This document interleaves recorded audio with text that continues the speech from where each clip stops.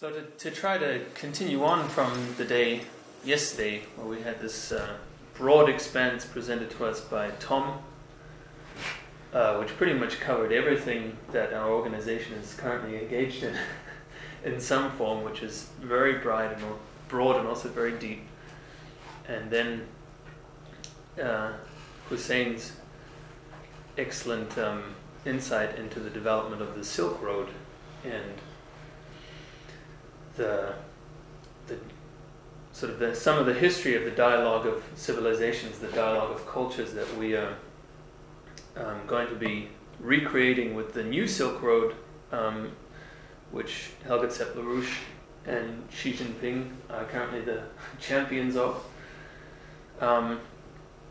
And so what we need to ask ourselves is, how do we communicate with these Chinese, with these Russian young people? What is the basis for discussion? I mean, there's only so far you can go with discussing your Facebook profile and food and the kind of things that are generally taught in language class. What is our imagination of the future? And obviously, the people in Asia have a very different idea of their future than we do. So that's why, a lot of people talk about swarm intelligence today, and you have all these different forms of these behaviorists and sort of neurologist terms for intelligence and the brain and what makes you smart. And of course, artificial intelligence is the big craze still, which came up yesterday. But it's obvious that a computer and information has nothing to do with the human mind. Now, yesterday we talked a little bit, there was a lot of talk about conspiracies, and I just wanted to start with that on a side note, because I think it's very funny that there is one conspiracy, actually, that is a real conspiracy that no one ever talks about, and that none of the conspiracy theorists ever mention. And that's a thing called the Congress for Cultural Freedom, which was a post-World War II organization which was exposed in the 70s to be heavily financed by the CIA, and actually built up the whole post, and was a direct attack on classical culture. Within this artificial war created by Winston Churchill and the British, the Cold War, which split America and Russia, which should be allies, and their alliance is the basis for every kind of progress that there could be.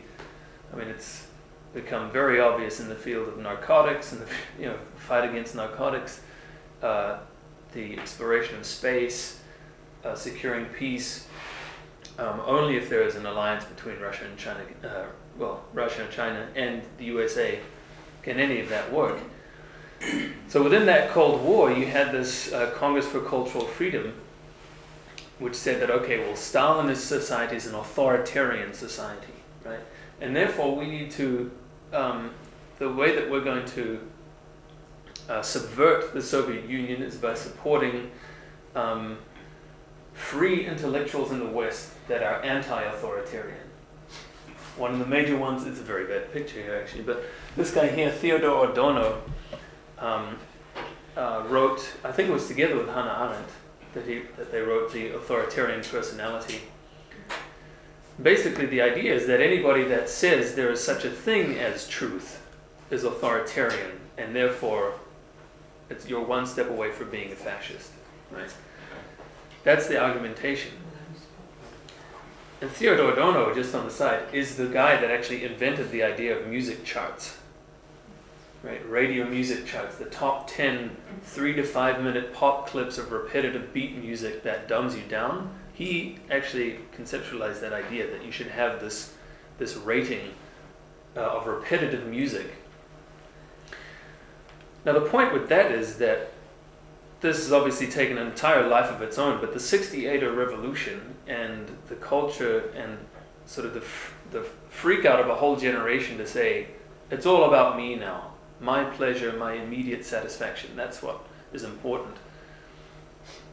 Was an intelligence operation. And everybody today in our youth culture says, well, I'm a gothic, or I'm a hip hopper, or I'm an indie emo rocker, or whatever. And it's not their own culture. It's not something that they create. It's always a mass event. It's not something you create within yourself. It's not something that gives you intellectual and imaginative freedom, because it's you need to be involved in this group feeling. That's what it's all based on. And if you can't share it with anyone on Facebook, then it's meaningless. So this was obviously couldn't be held on for too long. This is very, I don't know why it's so bad, but anyway, it became known in the 70s that the CIA played a key role in this building up of atonal music, postmodernist art. You know, the kind of things that janitors in museums will almost throw away because they're not sure, is it art or is it trash, you know. This is just a screenshot from the CIA website, but the point is that this whole movement has created our culture today, in which there is no truth. It's all about information and who controls the information, and can you manipulate enough people to believe in certain information. But there's no truth anywhere, right? And so that's a really big problem that we have, because then what do you fight for? What's, you know, how can you establish a society where there's something as happiness? Because there is no such thing as happiness. It's all about fulfilling sensual pleasure. And most people who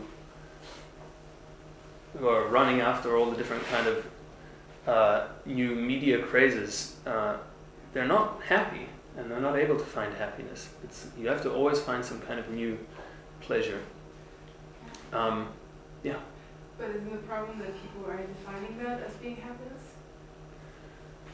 Well, sure. I mean, yeah, because they find nothing inspiring in the rest of their life, right? So work is terrible, school is terrible, your family is not so great. There's wars everywhere, you know, and so then if you don't make a breakthrough intellectually, like we were talking about yesterday, about history and processes and getting an overview, then you slip down into this, how do I get away from it because it's so terrible? How do I deal with it in a way that I don't get depressed and I can still have fun? And I think that one thing that can't be stressed enough is that it's only a population that is classically and aesthetically educated and has trained itself to be able to produce beauty. Only that kind of society can defend humanity against the green ideology, any kind of, and the imperial ideology, basically, you know, that humans are what's the problem. We have too many people. We have to manage them. We have to control them. We have to get rid of some, or all, or many.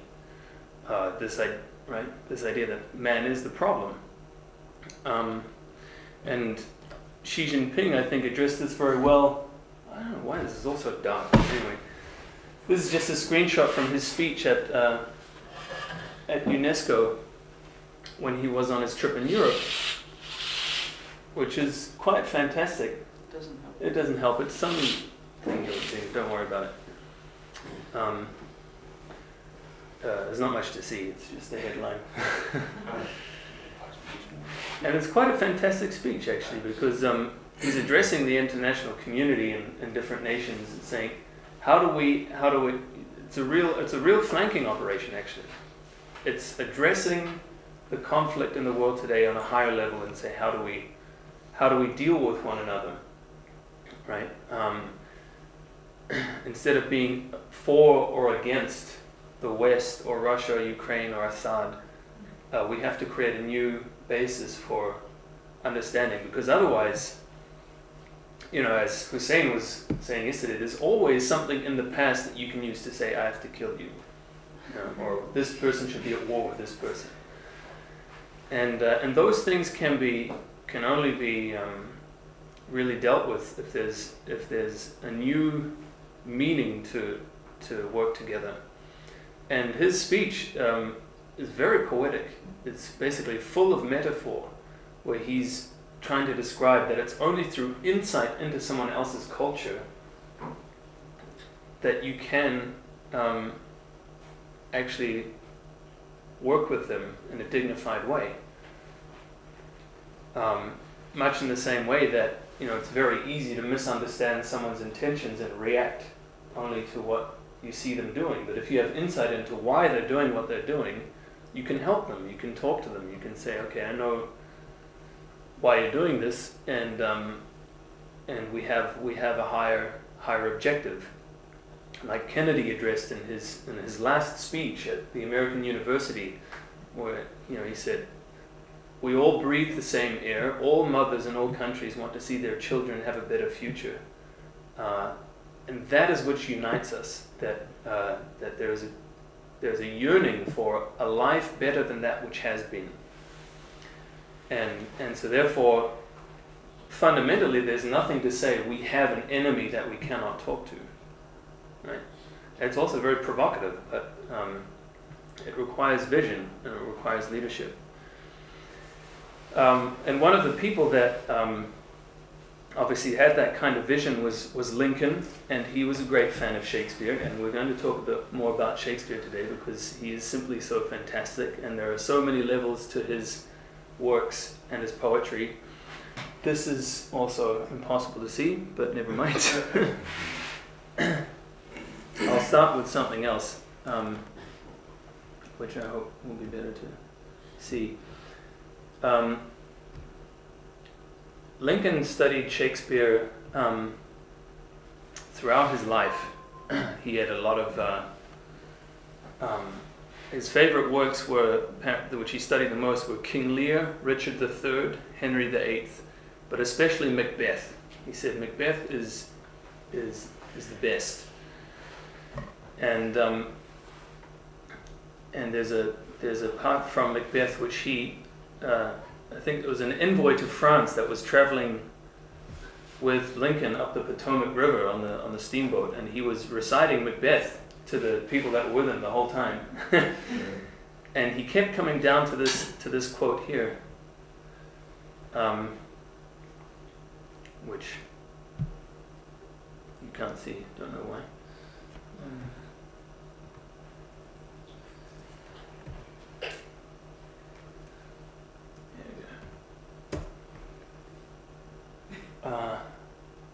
Which he kept quoting, and he was fascinated with this, and I just want to go through this quickly because I think it's a good insight. This is a scene. How many of you know Macbeth, actually, the play? Yeah? It's plays in Scotland, and it is one of the most fascinating, especially Macbeth and Hamlet deal very much with this question of how do you resolve a conflict within yourself, and gives insight into how do you come out of a dead end. And I mean, the whole problem with Macbeth is he's a Scottish lord who's very renowned in fighting against a Norwegian invasion, where the Norwegians had actually recruited or paid off some other Scottish lords to fight in rebellion against King Duncan.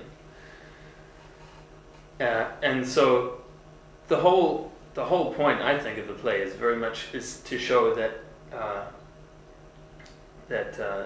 Scottish society at that point could not really unite around a common idea, but that treason was the common aim.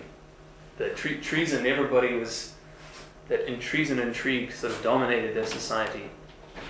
Anyway, the thing that is quite moving about this piece is that Macbeth is poisoned much in the same way that Iago poisons Othello, as we saw yesterday. Macbeth's wife poisons him with this idea that if you're going to be a man and you want to become king, now's the time to do it. You have to kill the king and become king yourself. Kill King Duncan. And he does this, and then he's reflecting on it. His wife is power hungry. She doesn't care. She will do everything. But Macbeth has a conscience, and it doesn't let go of him, and he's tortured by his own conscience. And this is the part of one of his self-reflections that Lincoln kept quoting to people. Better be with the dead, whom we, to gain our peace, have sent to peace, than on the torture of the mind to lie in restless ecstasy. Duncan is in his grave. After life's fitful fever, he sleeps well. Treason has done his worst. Nor steel, nor poison, malice domestic, foreign levy, nothing can touch him further.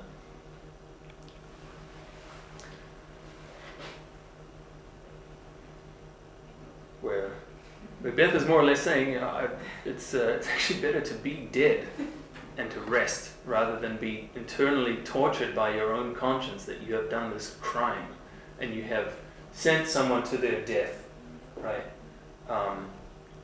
unjustly. And I'll bring up in a minute why I think that's important. But then the other part of Shakespeare, which we know Lincoln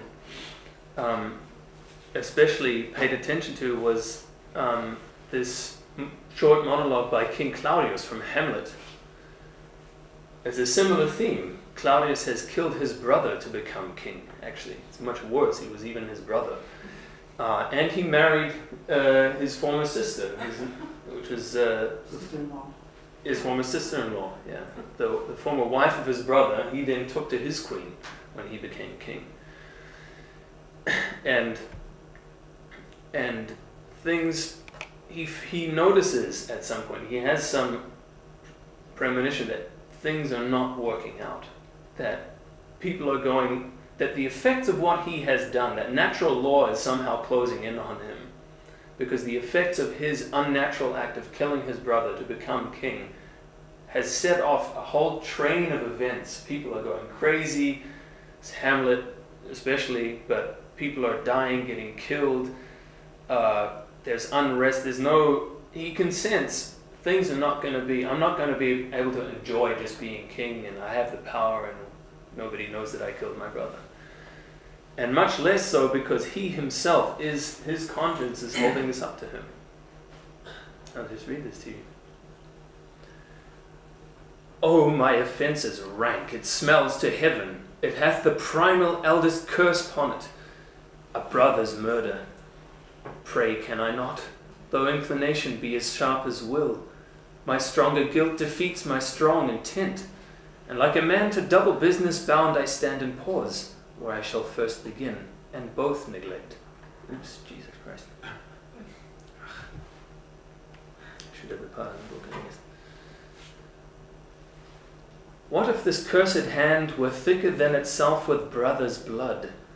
Is there not rain enough in the sweet heavens to wash it white as snow? Where to serves mercy but to confront the visage of offence? And what's in prayer but this twofold force to be forestalled ere we come to fall, or pardoned being down? Then I'll look up, my fault is past. But oh, what form of prayer can serve my turn? Forgive me my foul murder? That cannot be, since I am possessed of those effects for which I did the murder, my crown, mine own ambition, and my queen. May one be pardoned and retain the offence? In the corrupted currents of this world, offence's gilded hand may shove by justice, and oft 'tis seen the wicked prize itself buys out the law. But 'tis not so above. There's no shuffling where the action lies in his true nature, and we ourselves compelled, even to the teeth and forehead of our faults, to give in evidence. What then? What rests? Try what repentance can, what can it not? Yet what can it when one cannot repent? O wretched state, O bosom black as death, O limed soul that, struggling to be free, art more engaged. Help, angels, make essay. Bow, stubborn knees, and heart with strings of steel, be soft as sinews of the newborn babe. All may be well.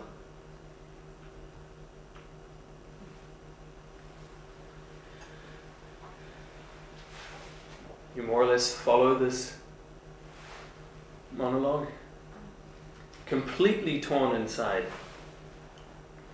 Much to the same, it's in Macbeth that just after they kill King Duncan, Macbeth reflects on that, not that before they were going to kill Duncan, the guards that they had to kill and blame for having done the murder said a good night prayer, and Macbeth says to his wife, I couldn't say Amen.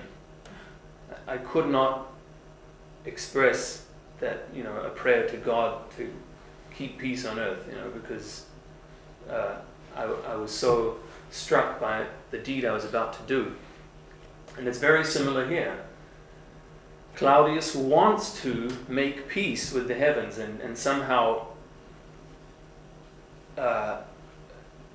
cancel out the effects of his murder, and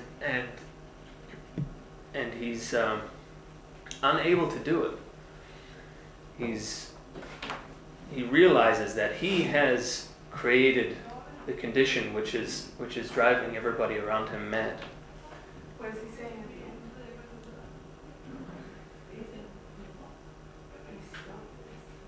Well, from where? The second last line. Yeah, he's saying that he would like to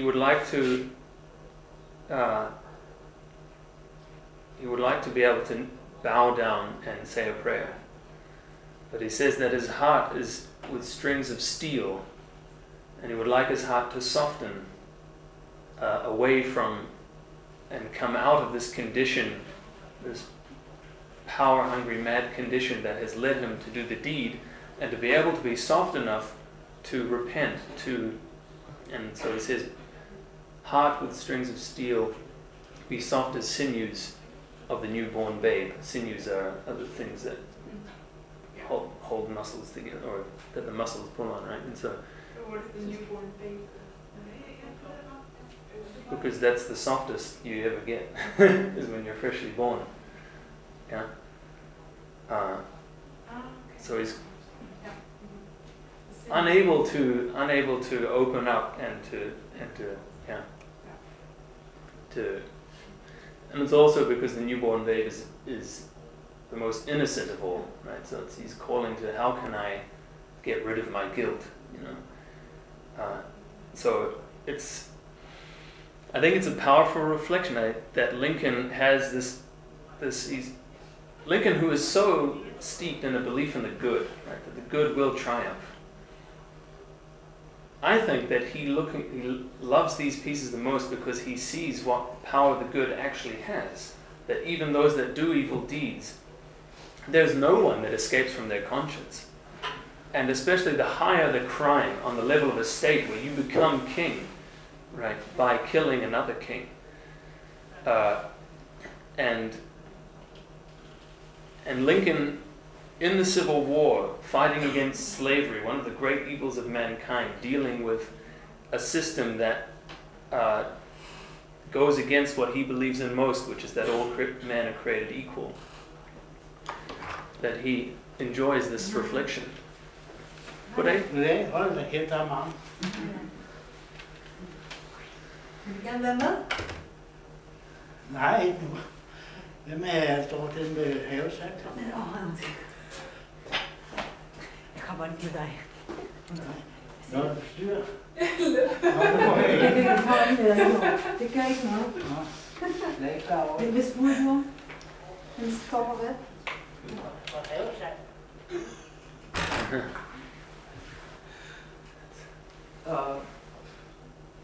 But the Civil War was also a fratricidal war. It was brother against brother.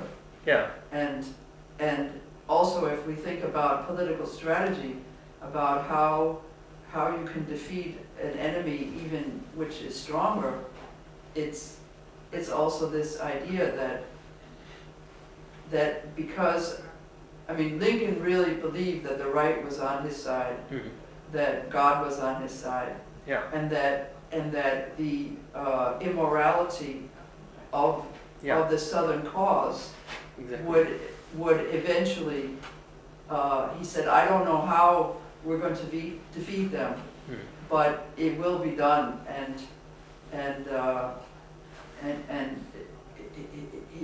it was the Union, to save the Union above everything, and that if they just keep to it, that they will win.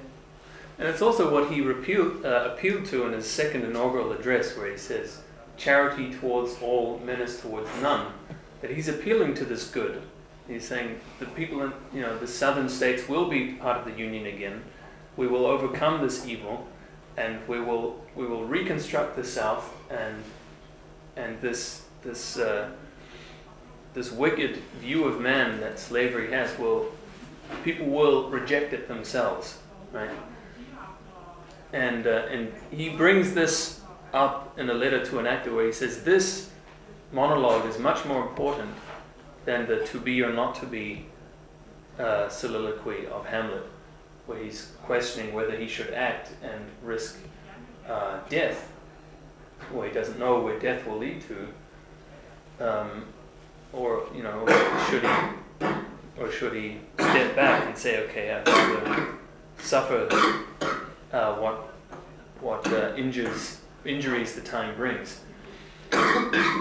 So that's just I think an important note, that you have someone like Lincoln, who's the president of a country which could disintegrate, and there's been hundreds of thousands of people died, and yet he felt it necessary for his orientation and for his soul, but also for his orientation politically, to study Shakespeare and to reflect on these deeper insights into human nature that are captured in poetry much better than any kind of prose description. And in fact, maybe we can see this a bit better. This light here. One of the posters, okay, showing Lincoln's death. Well, I can just describe it, but anyway, after Lincoln's death, this quote from Macbeth was used in a poster commemorating the president, remembering him. They took this quote from here on. This was used on one of the posters, right? After life's fitful fever, he sleeps well. Treason has done his worst, right? He was killed by a fanatical actor who was a friend of the South. Treason has done his worst, yeah. Nor steel, nor poison, malice domestic, which is his case, foreign levy, nothing. All of these things actually were against him, nothing can touch him further. He's now on the other side, so to speak. Yeah? Is Macbeth saying this about, is he saying about Duncan, the king, that he just killed? Or is he saying it about himself? Like that he would rather be dead? He's saying he would rather be dead. Here he's saying he'd rather be dead. But here he's describing Duncan, right? Duncan sleeps well after life's fitful fever. Yeah. Right? Meaning just that in life there's a struggle and then the struggle's over. Right? It just seems like there's a double meaning. Yeah. He's saying about the king that he just killed, sort of that he helped him to be with the dead. Yeah, sure. Yeah, yeah. And he's also saying it sort of as a wish for himself, because Yeah. rather be dead than having. Okay. Yes, yeah. Because it's very personal. He's the reason he's in the grave. So that's very fitting, and and so I think wherever you look, the historical individuals from the past. I mean, Shakespeare played a large role, but poetry in general, right? The need to have an access to a deeper, more truthful way of describing things is necessary for these people, and also for us. So I would like to. Has anybody of you read any of the sonnets of Shakespeare? A sonnet is a type of poem, right? It has, I think, 14 lines, right? Yeah. It has 12 rhymes of A, B, and then a couplet of CC rhyming at the end. That's just the name, it's a formal name. And it's not something that Shakespeare invented, but he wrote over 150 of these, and I think they're really his workshop. You can look into them really as a workshop for developing poetic expression. And Schiller talks about this for his own. In Schiller's case, he said that a poem is labor, lots and lots of labor. You rework it. You're constantly looking for ways to come out of your limited imagination and find a way to really express that which you need to, right? Which you're trying to pass on. And this is one which I think encaptures a lot of what Shakespeare was working toward. But all of the sonnets are about. He's talking about his love, my love. All of them, in some way or not. And it's not. You never know who that is, if it's someone. It's very ambiguous, but these are beautiful expressions. Sometimes they're also quite wild. Well, they're all wild if you ask me, but in a good way. Is there anyone that would like to try to read this? Just like that. I can't have nobody else. Sebastian raised his hand. Go for it. Since brass, nor stone, nor earth, nor boundless sea, but sad mortality oversways their power, how would this rage shall beauty hold a plea, whose action is no stronger than a flower? Oh, how shall summer's honey breath hold out against this wreckful siege of battering days, when rocks impregnable are not so stout, nor gates of steel so strong, but time decays. O fearful meditation, where I lack, shall time's best jewel from time's chest lie hid? Or what strong hand can hold his swift foot back, or who his spoil of beauty can forbid? Or none, unless this miracle have might, that in black ink my love may still shine bright. Very good. How's it? Does everybody follow it? It's a stupid question, actually. It's not something that you can follow just like that. It's only a matter of getting used to thinking in metaphor. It's not that Shakespeare is a totally different language. Most English speakers find it inaccessible, but it's just a matter of getting used to it. I find that coming from speaking German, that Shakespeare's English is much closer to the German than today's English, and so he uses verbs in different places, and that's and his language is just a little different.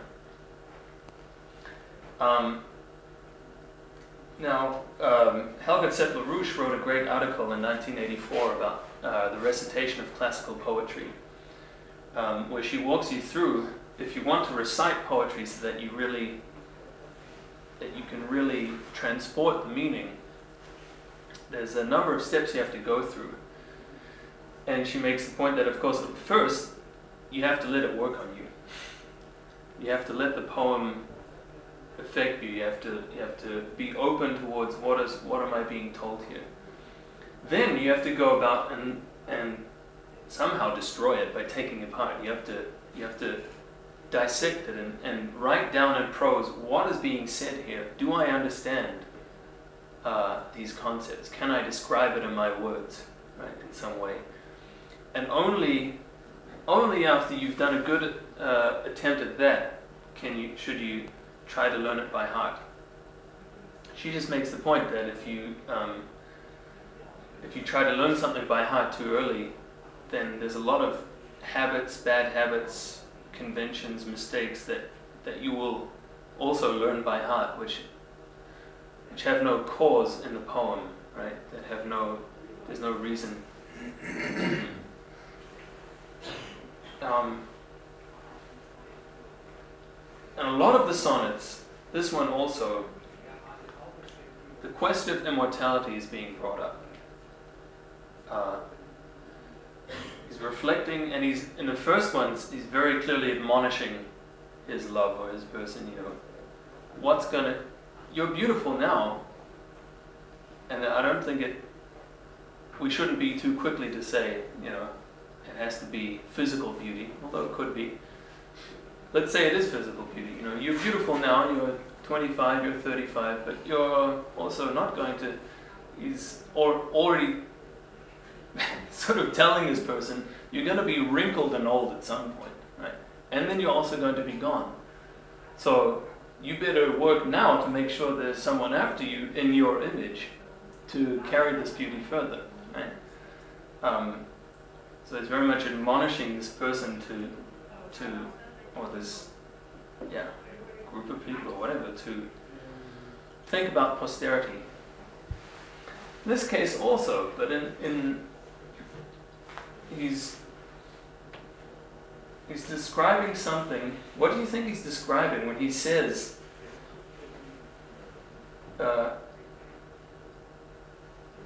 he's saying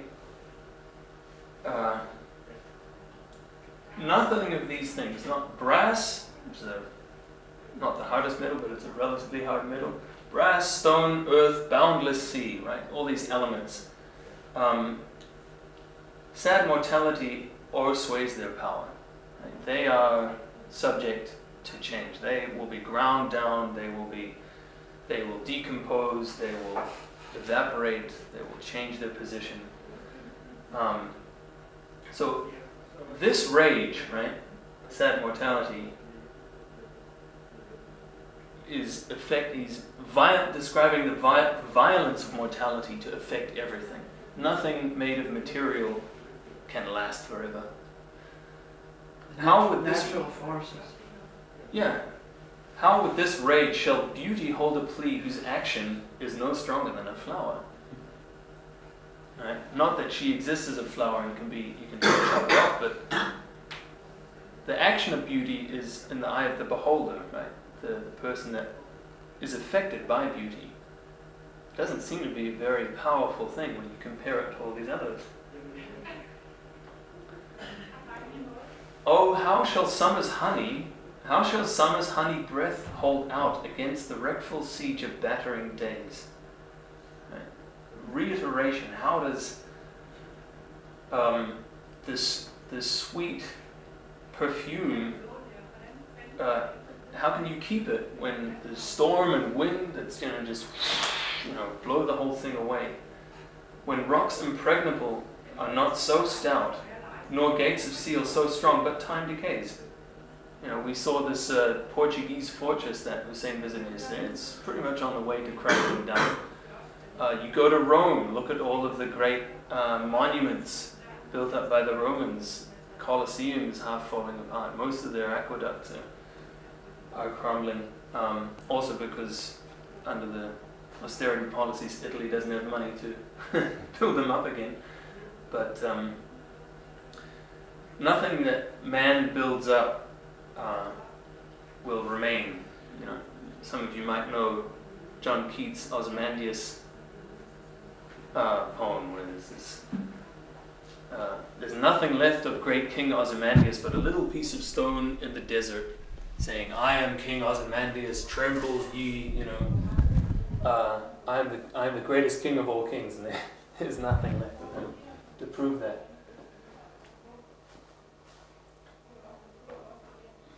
So it's a question, how the beauty, the precious things that we hold dear, how do you keep them if there's this great violence of time and mortality and the elements that are much more stronger than them? A question that a lot of the people in the resistance movement in Denmark or in Germany or any other country where people had to fight against fascism had to pose for themselves. How do we keep something precious when everything has much more power than we do and can crush us? Oh, fearful meditation, fearful thought, what a terrible thought. Where, alack is like alas, where shall time's best jewel from time's chest lie hid? Right? Time's best jewel, a creation in time, some entity, how will it survive time? Or what strong hand can hold his swift foot back? Or who his spoil of beauty can forbid? Oh, none, unless this miracle have might, that in black ink my love may still shine bright. Right, so what strong hand can hold his swift foot back? Right? Time's, this image of time will catch you up, right, wherever you go. Is there anyone that can hold him back and keep it going a bit longer? Is there any one way that we can make sure that he takes makes an exemption for this beautiful thing? Maybe he can destroy the other things, but not this. And he says, there's none. There's no way you can do that. Unless this miracle have might, unless there's some power in this which I can do. And then here's this great contrast that is in black ink, my love may still shine bright. Or who his spoil of beauty can forbid. I didn't get that one. Times. Yes. Is there someone who can forbid?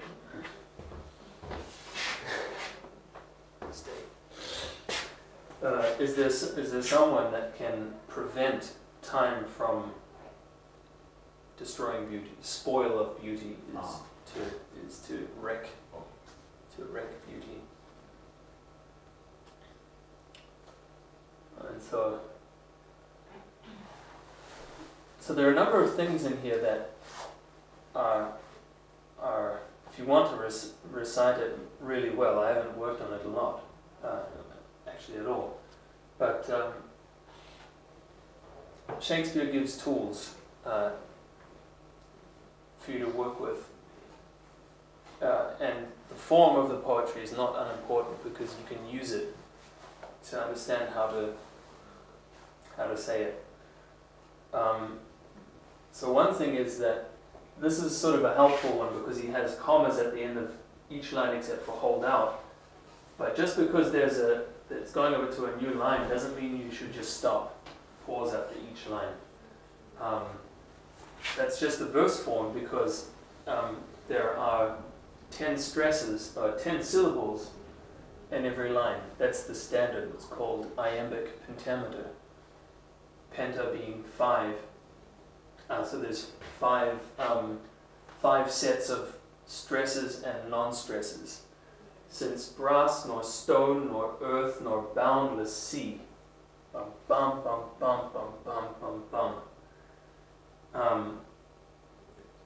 And you have this in every line, and if there's, so you shouldn't violate that, but you should also not overemphasize it. In fact, there's a great scene from Hamlet where Hamlet is telling the actors how they should act. It's sort of saying, don't overdo things, be natural, but give your all. Very good scene, actually. It's very good advice on how to act. but then there's also places where that pentameter is broken. I don't have an example right now, but where there will be, instead of bum bum bum, there'll be bum bum bum bum bum bum bum, or he will totally break out of that. And these are often in parts of a dialogue or a part of the poem where actors have to make a shift, have to emphasize especially, or have to show some kind of inner conflict, and they also have more time to do it in some cases. So you have this iambic pentameter, which is this. There's different types of meter, but the iambic is just it's stressed, unstressed, stressed, right? Since brass.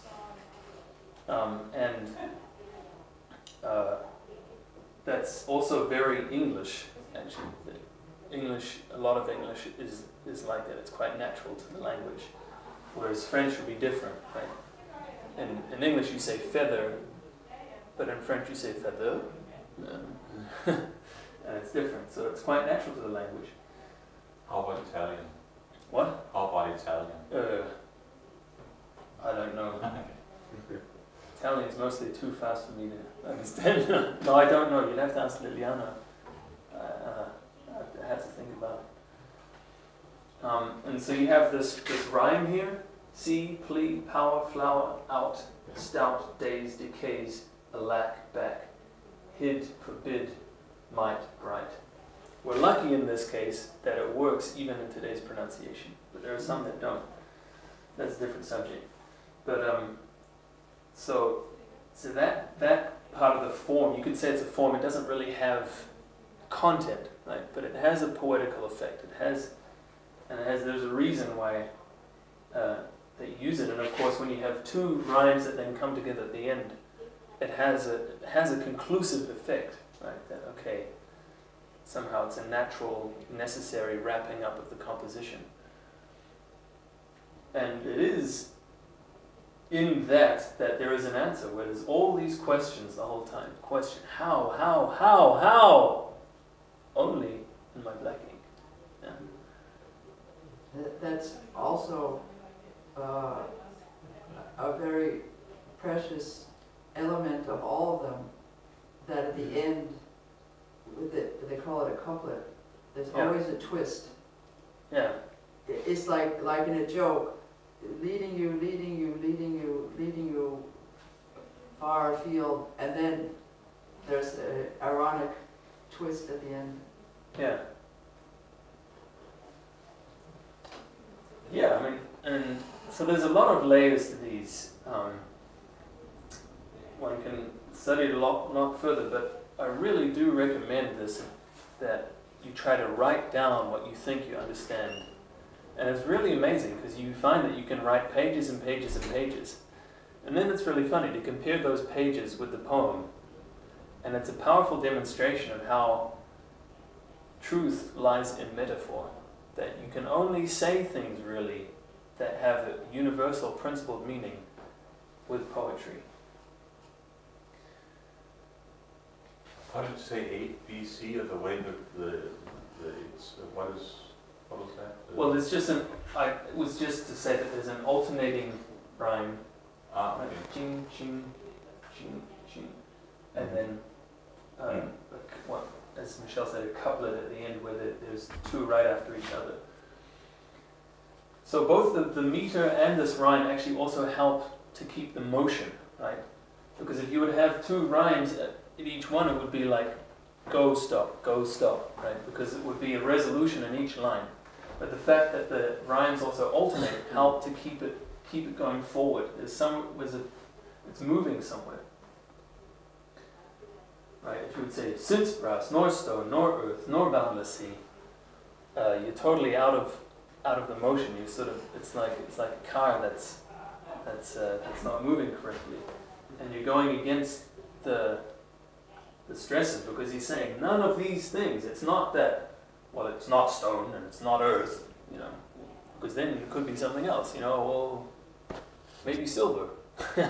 But that's not the point. The point is that none of these elements can define mortality, right? And And so it's something very, very delicate. This came up in the discussion yesterday, that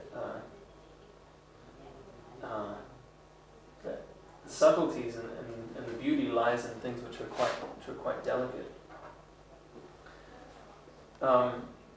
And so there's a book that I really recommend to get into Shakespeare, which is this Shakespeare on Toast by Ben Crystal, where you can really get into the language, why he did certain things, and a lot of things you can just enjoy getting into. It's a good start. I think it would help a lot of people. But he has an interesting reflection on how information theory just doesn't work, and how this crazy thing that computers are better than the human mind is quite ridiculous and totally dependent on the intelligence of whoever made the computer. Here's a line from the King James Bible, written in 1611. It's also King James was also the same King James that Shakespeare lived under in the second part of his life. This is from Matthew 26:41. The spirit indeed is willing, but the flesh is weak. You heard of that from the Bible?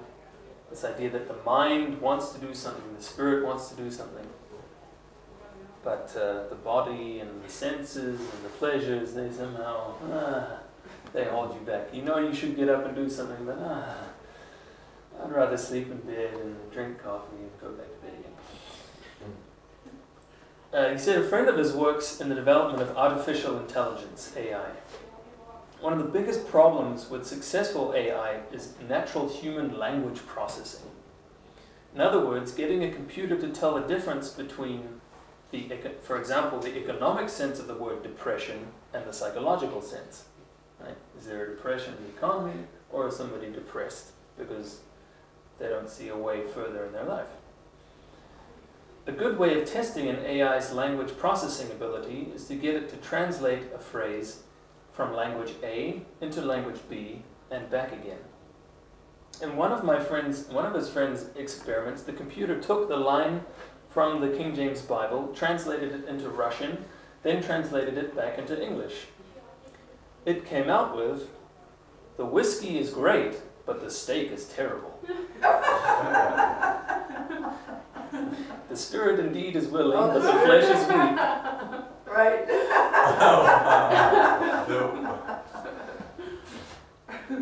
There is no room for metaphor in the world of artificial intelligence. That's right.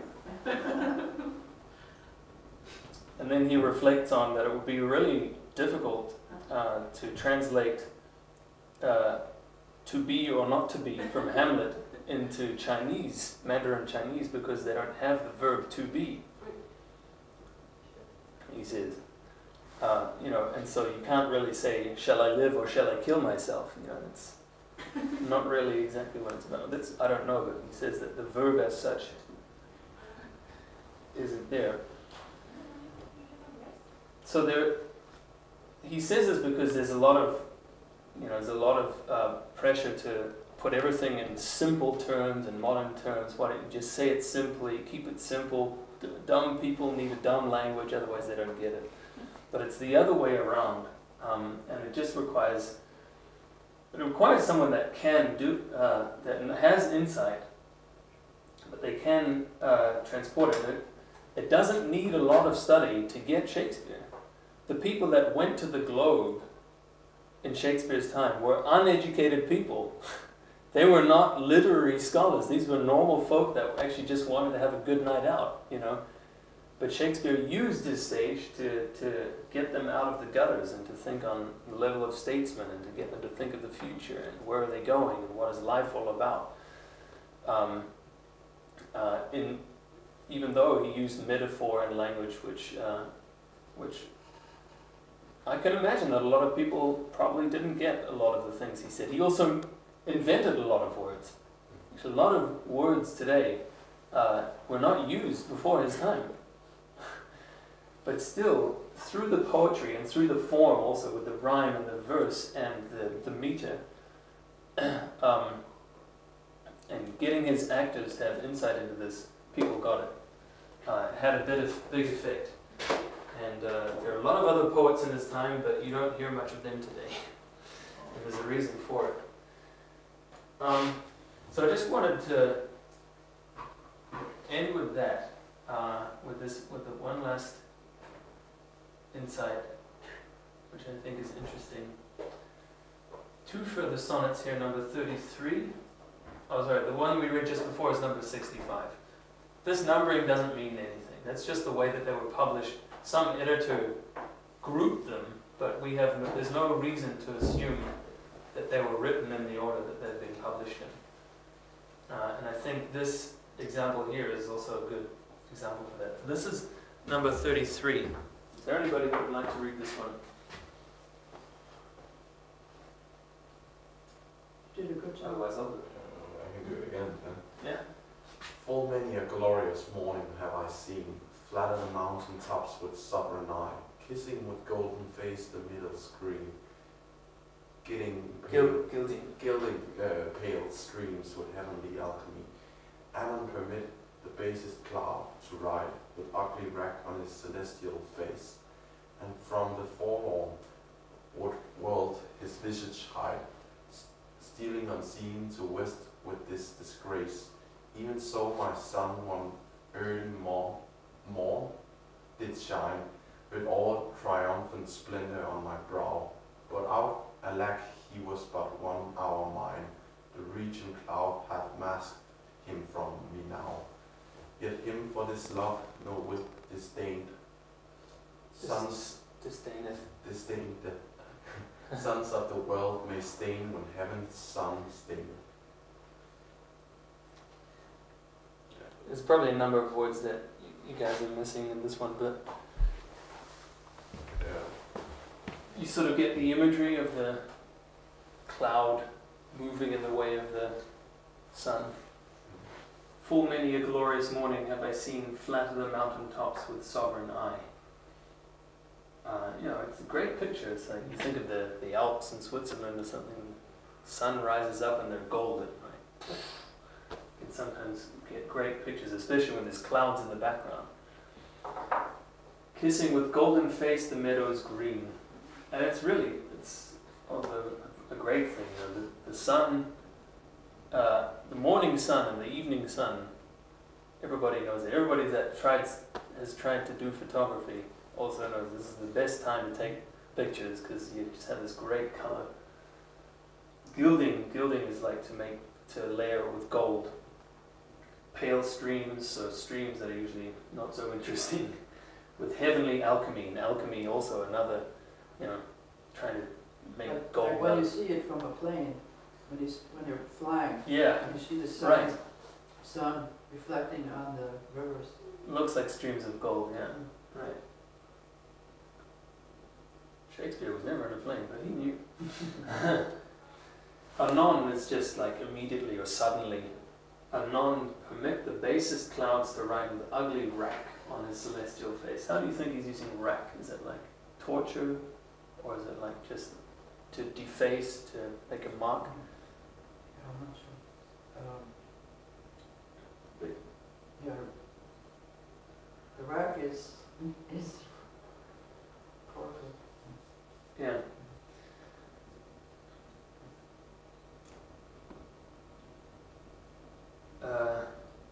And from the, right, so the basest clouds, right, so the clouds which are far below, but yet they are able to hide him from us, right? And from the forlorn world, the lost world, we are then lost because we can no longer see his visage, his face is gone.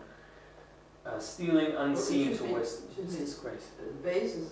Basis, it can also refer to heavenly, because it doesn't necessarily mean that it's like a lowly.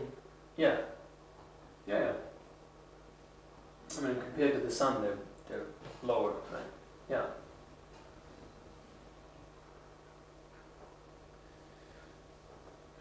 And then he's comparing it to someone or something. Even so, my son, and actually in the original writing it's S-O-N-N-E, I think. my sun one early morn did shine, with all triumphant splendour on my brow. But out, alack, he was but 1 hour mine. The region cloud, also the regions of the lower region cloud, have masked him from me now. This one, the couplet at the end is somehow still a mystery to me. Yet him for this my love no whit disdaineth.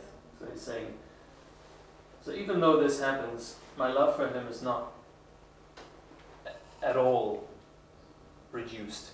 I don't hold it against him. There's no effect on my love for him. And the sons of the world may stain when heaven's sun staineth. If Being stained, being defiled, being dirtied, being. It's saying that even if the clouds, if even the sun in the heavens can be stained by the clouds, can be defiled, can be, then it's we have to excuse that sons of the world, that people can also be stained. Is it not like, he's very ambiguous, but in the end, is it not like he's in another, here you're talking about where it's like the clouds and the sun, but here it's a more in a metaphorical plane, or what you can say,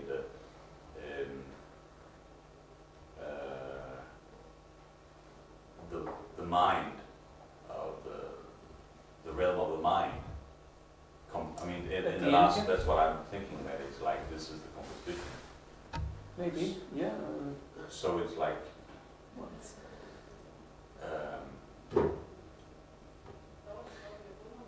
well, he's pulling the metaphor into this concrete case which he's dealing with, right?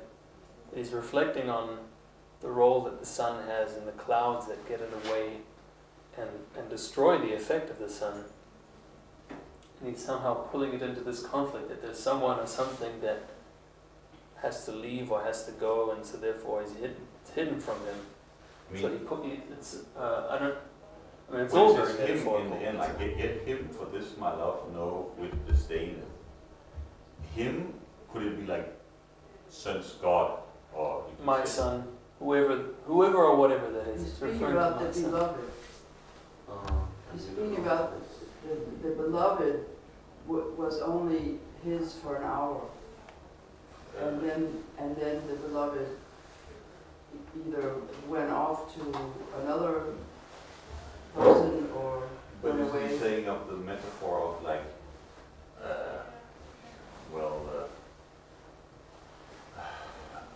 wait a minute. I'm thinking in a terms of the love for God. Like the God is the shining light of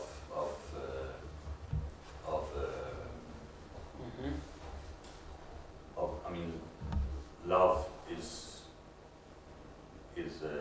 shines from God in a sense, and sons is mankind, or you can say sons of the world. Maybe it's play, I don't know. But I start to think about a little bit of Christ, mankind. Okay. I don't know. That's just or it's just hypothesizing. Yeah, it's not excluded, I think. Yeah. Can't say no to that.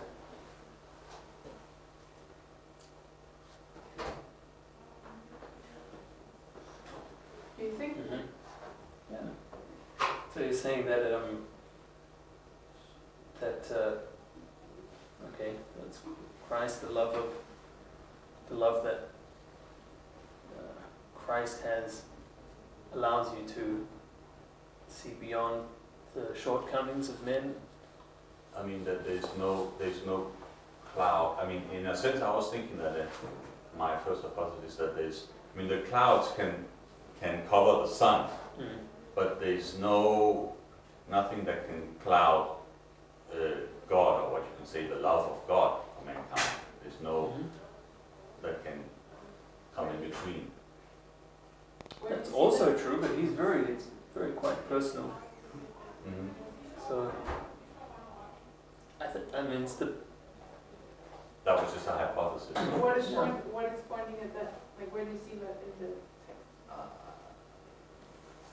I said that it was just a hypothesis around. It's a good hypothesis, but where do you see it in the text? Where does it point towards that? Or how can we go about researching your I mean, hypothesis? he's talking about the sun, the clouds are how The the sun heavenly, like the sovereign eye, Yeah, all these yeah, things it's that like are sort this- of up there. yeah, and it's like and those clouds coming in between, like clouding the sun, so it doesn't create those golden rays on the fields and stuff like that. And that's why my thought was that it was in the last two, he goes to another realm in a sense. That was my that he doesn't stay in this and that. But that was a hypothesis. So when I say love is like the rays of God in a sense, that's what I.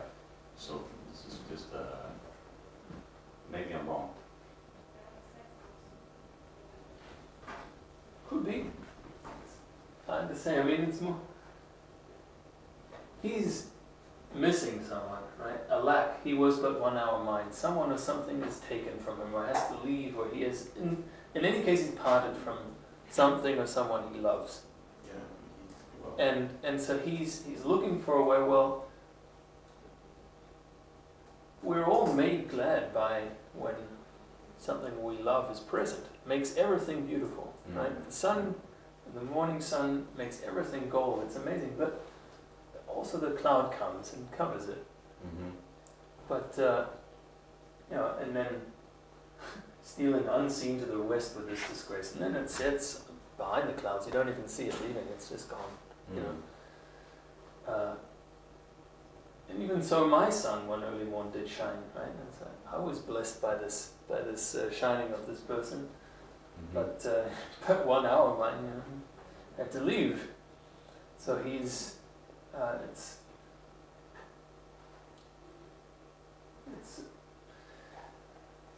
I don't want to limit it to any level at all. But, it's something very personal, I think, and he's just amazingly lifting out this circumstance out of its simple pain into the realm of metaphor, to say this is, if I think of it in this way, then it has a greater good to it. But, I mean, Because I can think sentence about this sun in a higher sense. The memory of the gladness is enough for me in a certain sense. That seems to me what he says when he then says, "Yet him for this my love no whit disdaineth." It's not his fault. It doesn't diminish him or it, because even the greatest heavenly, bright and golden object in the heavens cannot prevent things getting in the way. So you could just sit on the, okay, damn, my girlfriend's gone, what do I do now? Life sucks.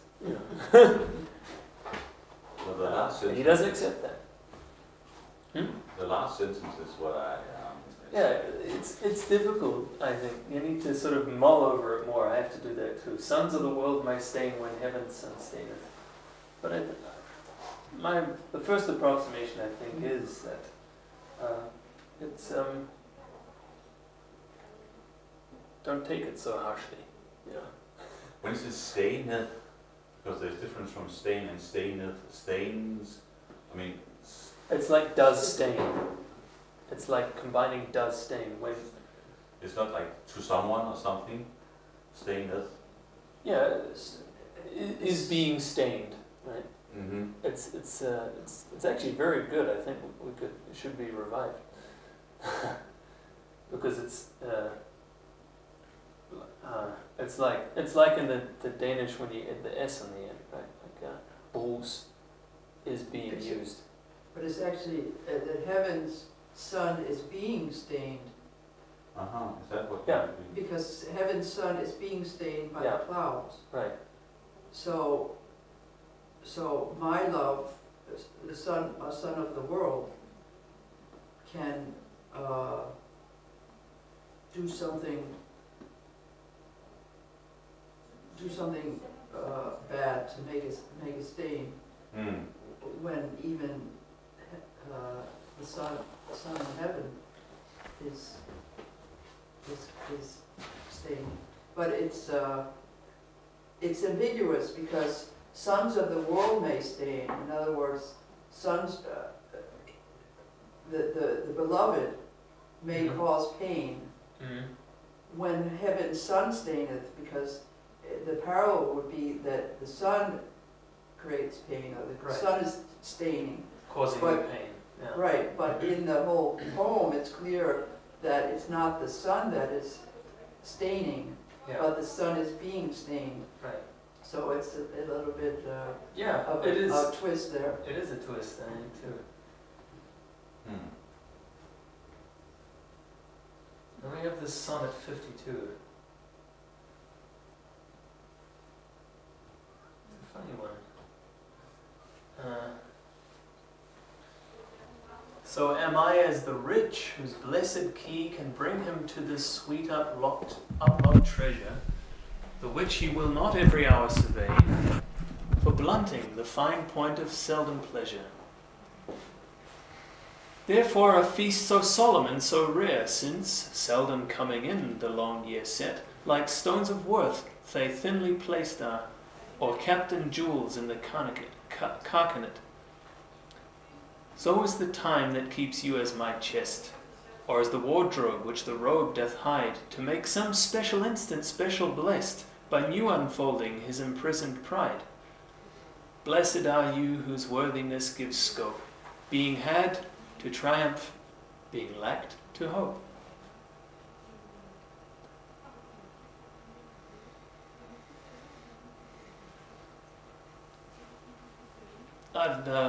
We don't need to go through this one in depth now. Some other point. But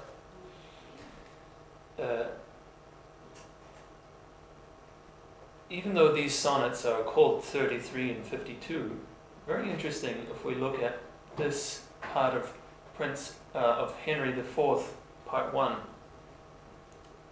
one of the history plays. You might recognize something. And this is a scene where Prince Henry, this is also the same Henry that becomes Henry V. He becomes king, right, in Henry V. And he's romping around with these guys, Falstaff, who's Sir John and Henry V, Ancient Pistol, these gamblers, beggars, stealers, horrors, they're really... Mercenaries. Yeah, they're really the worst part of society, really. And so then, when Prince Henry is alone, he says the following: I know you all, and will a while uphold the unyoked humour of your idleness. Yet herein will I imitate the sun, who doth permit the base contagious clouds to smother up his beauty from the world, that, when he please again to be himself, being wanted, he may be more wondered at, by breaking through the foul and ugly mists of vapours that did seem to strangle him. If all the year were playing holidays, to sport would be as tedious as to work. But when they seldom come, they wished for come, and nothing pleaseth but rare accidents. So when this loose behaviour I throw off, and pay the debt I never promised, by how much better than my word I am, by so much shall I falsify men's hopes. And like bright metal on a sullen ground, my reformation, glittering o'er my fault, shall show more goodly and attract more eyes than that which hath no foil to set it off. I'll so offend, to make offence a skill, redeeming time when men think least I will.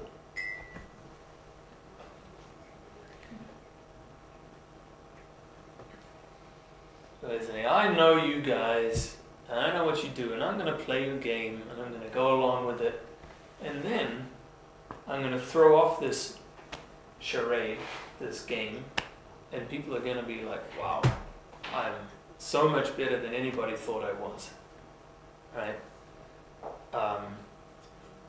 But we have the themes of these sonnets in here, right?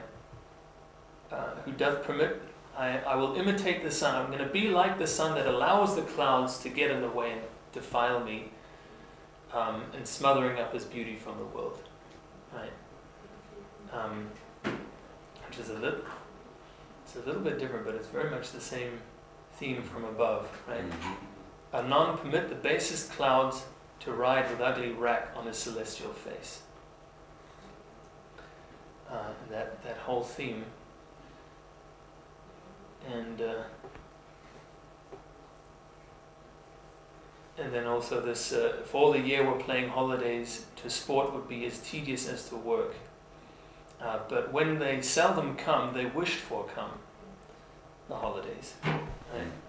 If you have a holiday every day, it doesn't really mean anything. But this whole thing he was talking about, a robe that you only take out seldom, is all the more special because you don't have it on every day. Or a feast, if you have a feast every day,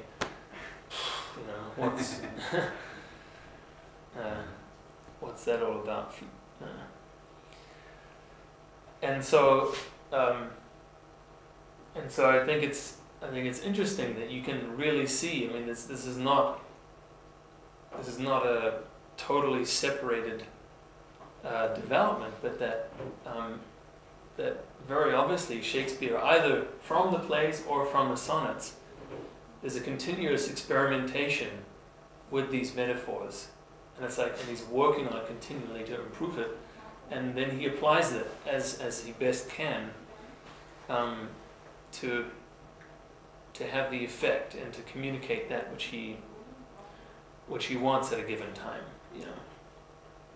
So it's you get an insight into how he might have worked, right? And that's as I was saying, with Schiller had the same thing, that you keep going back to it, you keep reworking it. Some things you realize that was too simple. I wasn't on the level that I wanted to be. So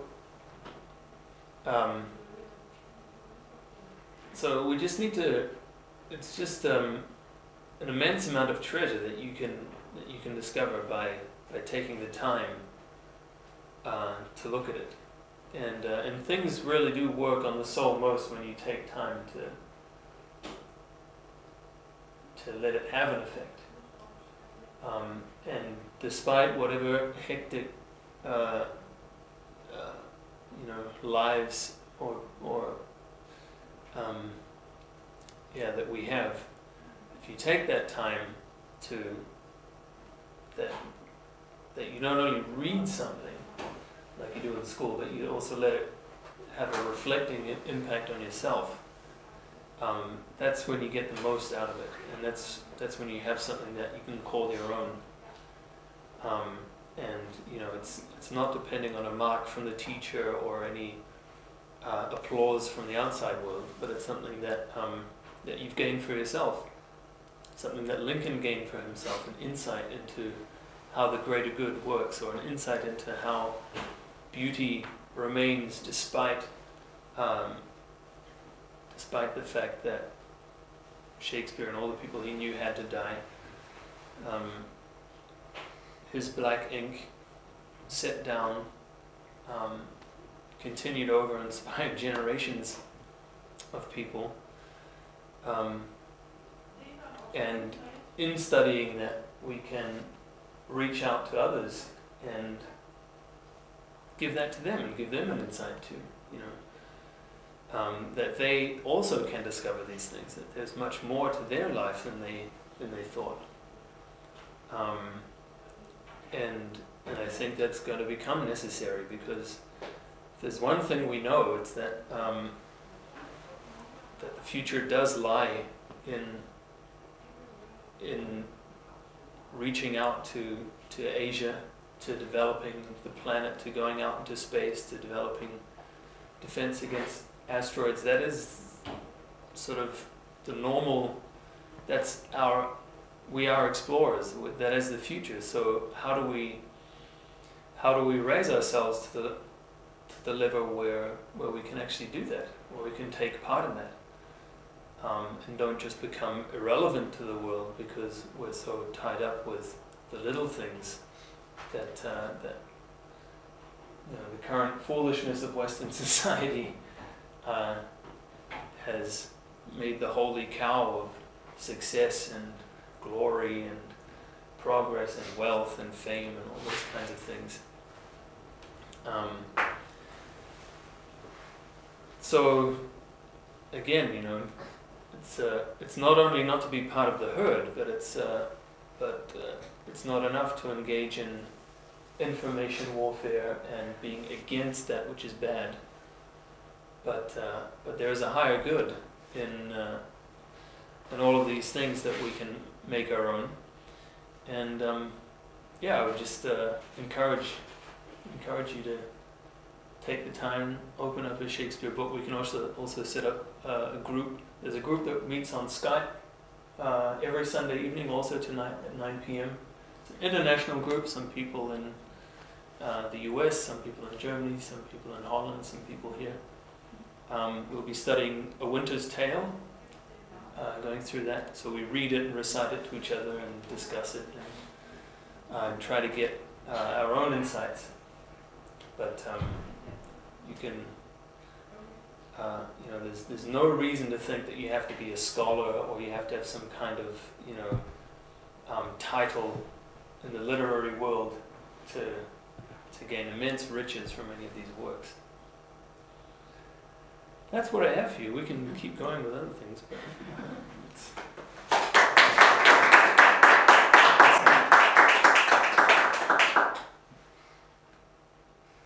went half an hour longer than I wanted to. Instead of hearing us go every night, you could take a sonnet every night. Yeah. Don't mention such stuff.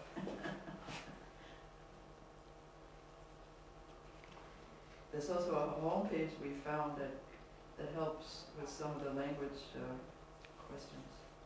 Yeah, shakespearesonnets.com.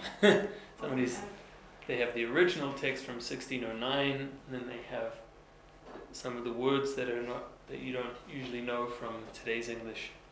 So it's very helpful. And then and Ben Crystal makes the point that it's really only 5% of all the words in the plays that you generally don't know. So you just get used to those, and after a while you get a feel for it. How about this? Hey. How about this with, Discussion period? We just finished. because this should be, I think, a part of the curriculum of basic schooling, that you learn this rhythmic rhyme.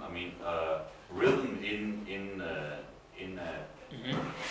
poem, because we're not taught any of that, like what you call it, the pentameter, hexameter, and iambic, and all these kind of which goes into the rhythm and how poetry is actually developed. There is some basic fundamental rules, but things that you work with to actually. It's true. In a classically educated society, nobody would say that Obama's a good speech holder. Yes. But his speeches are great. What? Or any politician for that matter. They're totally devoid of any idea. That's true. You can often tell by the way that someone speaks whether there's really much substance to that which they're saying also.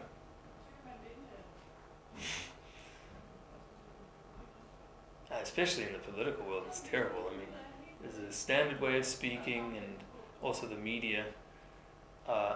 So you get by with saying something without content, you know.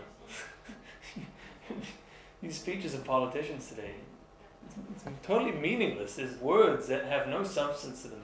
There's some label. That's actually So that's kind of the point with it all, is to find the most ambiguous words which can be interpreted much differently from every individual, and everybody will cheer when that word is uttered. Like, we have to have equality. EU or stuff like that. Everybody interprets it differently, and everybody will cheer what he's saying, but nobody really knows what he's saying. You know, that's kind of the point with when you have these crowds. They are very easy to suggest some ideas to, and these ideas gets contagious. Like, he said equality. And everybody cheers on that because it spreads throughout the crowd. That was a good word, but everybody got a different interpretation of it.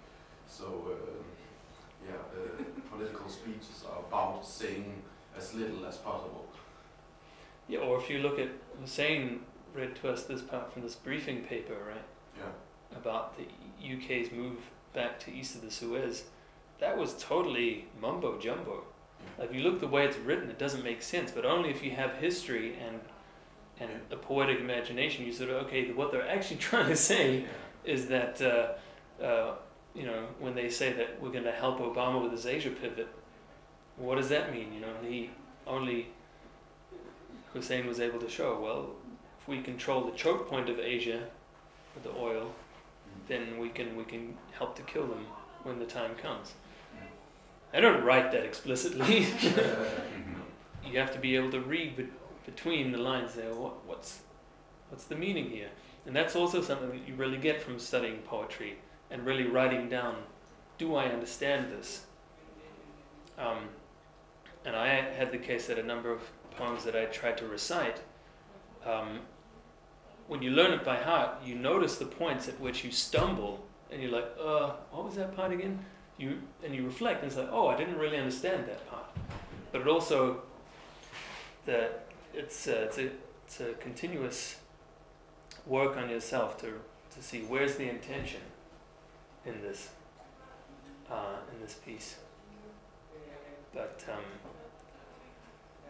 if you compare, if you listen to, we had this JFK event in honor of John F. Kennedy. You listen to Kennedy's speeches, or Franklin Roosevelt, or you read Lincoln's speeches. It's a totally different species. It's like, are they, you know, are Bush and Obama the same species as Kennedy? No, they have degenerated. They're relatively degenerate. They're not able to. I mean, not only because their intention is totally off, but they don't have the ability to communicate anything of substance. But then you listen to Kennedy's speech, it's like, wow, this person's actually trying to tell something to me. He has an interest in humanity, and he's showing that in this expression. And you also find that when you there's a book table, when we organize people on the street, people know if you're bullshitting because they've heard that in TV. It's actually a really bad example. You can record it. But when I was down in Stuttgart last time, and I was really tired at one point, and somebody came and they wanted to know what we were doing, and I was like, and she's like, you know what? You sound like a politician. I was like, holy shit. She really caught me. It's like, damn, okay, you have to take me more seriously. I'm sorry. It's another way of saying stop the bullshit. Yeah, right, exactly. Yeah. I had one person one time say in a call, "You sound like a tape recorder." I said, "Oh my goodness." I really have to think. Right. Take a walk. But going through these sonnets, it really emphasizes what we were speaking about the class we had on Monday about metaphor. That this is the language of discovery. The only way that you can understand these sonnets I mean, they're written not to be just linear 1, 2, 3, 4, 5. They're written in a way that you have to use your brains. You have to, and as we went through it, the first time when you read it through very quickly, then there's a lot you know that you don't understand. And then you go through and you say, okay, what's happening here? What's happening here? This is a discovery, and it's tremendous joy in knowing that Shakespeare is speaking to that quality in your mind, which is one based on discovery, based on cognitive activities, not just logic. It's also something in a lot of modern settings of classical plays. Then you have these, you know, then they will destroy it all by trying to make everything explicit. You know, like, this is what you're supposed to think. Right. You know, cut it out, vi siger på dansk, klip det ud i pap, you know. It's like, oh, it's about death, then we have to have death standing here on the side so people know it's about death. You know? We don't want them to miss the point. And that means the whole unfolding process, how you have something and you look at it, what is going on here? Something is not right. And then over time, you see something unfolding and you see the signs and you have this process of discovery, like Michelle says, but also what is, and then you say, wow, but if it's just, you know, blah, blah, blah, that's it, now we know the answer, let's go home. Yeah, we actually just did a play where we disintegrated the form throughout the play. We did what's called metafiction. So throughout the play, we jumped out of character sometimes, and people were like, what the hell is going on here? And throughout the play, it became more and more frustrating, like, something wrong, and until some finally, it was very funny to talk with them afterwards, to hear when they realized that it was an intention to disintegrate the form. And people made the discovery at different times. Some people didn't even discover it, and some did it immediately. Yeah, I see what they're trying to do. I'm going to observe this instead of all the other stuff that's going on. So, yeah, that was kind of also eye-opening to that, discovering the face of the audience. That the audience is not, look, we're doing metafiction here. It's nice and it's fancy. But you have to discover that we're trying to disintegrate the form. Or what often happens in Denmark when foreigners come to Denmark, you know, since in the Danish language and culture, irony is thick. Yeah. You know, you're talking to somebody is listening in and they don't understand, and then suddenly they say, oh, you're not serious. It's like, you know, they take it all because, and then at some point you suddenly realize, no, oh boy, of course it's a joke. But why do they always sound so serious though? Yeah. And it's good. They have this paper, 7 types of ambiguities. I mean, you know, how can you, I mean, in order to have the joy of thinking, everything cannot be. Sometimes you have to be blunt. Sometimes you have to be specific. Especially if you have a culture where everybody is bullshitting all the time and nobody is saying anything really. Then it's important you really say something, which is kind of the problem now. But still, you also need this where it's not so explicit, where you have to think, where you have to discover yourself, because that's a different joy. There's also a conception in music that LaRouche speaks about a lot, which is between the notes. That the music is between the notes. That's very, at first thought, that's very difficult to understand. It's also ambiguous and ironic. But the point is, how can you get the music to come through, not by playing the notes, but getting through the intention of what the musical idea is, what is the development process, not simply, I play this note and then I play this note. It's like if you would think about a computer playing a piece of music as opposed to a musician. The computer would play all the notes exactly as they're written. In fact, the computer would probably play the notes more correctly than the musician. Yeah. They wouldn't make mistakes, and they would play it just in time. But the music would be totally lost. Because it's the idea of where have we been, where are we going, that the only way the musician can make these ideas come across is to have an idea of the entirety of the musical piece, as you have the conflict between the entirety of the piece and then where you are as you're unfolding the piece.